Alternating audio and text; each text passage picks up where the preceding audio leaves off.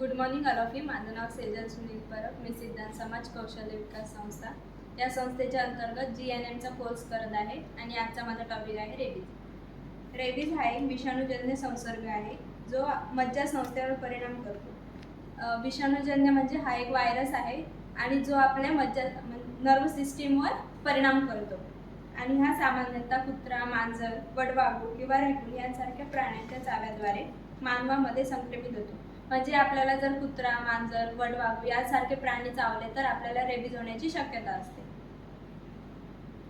Rabies ही एक गंभीर आणि अनेकदा प्राणघातक स्थिती आहे. रेबीज ही अशी स्थिती आहे ज्याच्यामुळे आपला जीव पण जाऊ शकतो. त्यामुळे रेबीजची लागण झालेल्या प्राण्याने चावल्यास किंवा ओरखडे घेतल्यास ताबडतोब वैद्यकीय मदत घेणे महत्त्वाचे आहे. म्हणजे आपल्याला जर कुत्रा, मांजर यांसारखे प्राणी चावले तर आपल्याला ताबडतोब हॉस्पिटलमध्ये जाणे गरजेचे आहे